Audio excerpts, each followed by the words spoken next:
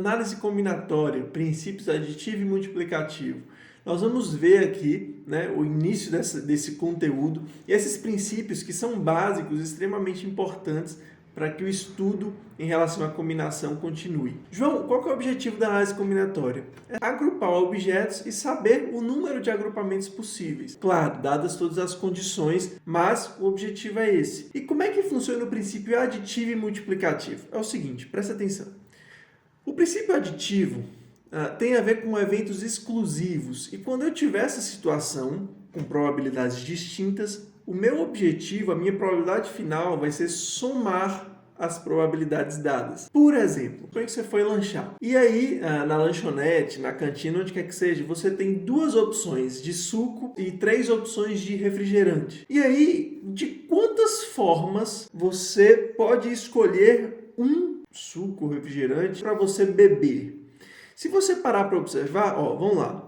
Você tem 2 sucos e 3 refrigerantes. Quantas possibilidades você tem para escolher um? Pensa só. Se você escolhe um suco, quer dizer que as outras 4 escolhas já eram, certo? Se você escolhe um refrigerante, quer dizer que as outras 4 escolhas já eram. Você não escolheu, você descartou. Isso são eventos exclusivos. Quando eu tenho essa situação, então para eu saber a quantidade final, né, minha probabilidade, basta eu somar as probabilidades de cada evento. Portanto, esse é um exemplo bem simples, mas é para a gente simplificar isso. O resultado final dessa situação é 5. Você tem 5 possibilidades de escolha nesse caso. E quando eu vou usar o princípio multiplicativo? O princípio multiplicativo é quando eu tenho um evento maior que ele pode ser decomposto em eventos sequenciais, certo? Então, para eu saber a probabilidade final, a probabilidade total, eu multiplico essas outras probabilidades. Vamos dar um exemplo aqui. Suponha que eu tenho uma moeda e nessa moeda a gente tem cara e coroa. Eu vou identificar aqui cara por K e coroa por C. Ok? Beleza.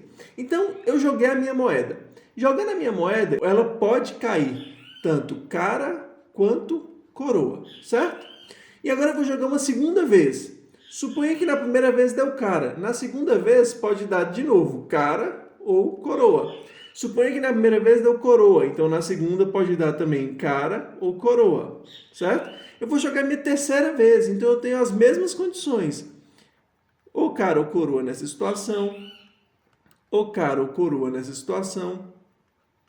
Ou cara ou coroa nessa situação.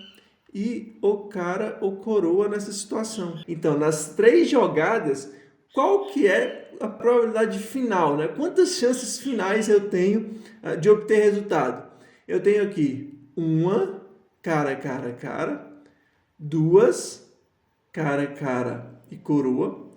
3, cara, coroa, cara. 4, cara, coroa e coroa. 5, coroa, cara e cara. 6, coroa, cara e coroa. 7, coroa, coroa e cara. 8, coroa, coroa e coroa. Total aqui, 8 possibilidades. Que é o mesmo se eu pegar o seguinte. Eu vou jogar a minha moeda quantas vezes? 3 vezes. E em cada uma dessas vezes, quantas possibilidades eu tenho de resposta? 2 em cada. Então eu vou ter 2 possibilidades na primeira, que é cara ou coroa. 2 na segunda e 2 na terceira. 2 vezes 2, 4 vezes 2, 8. Esse é o princípio multiplicativo e o princípio aditivo.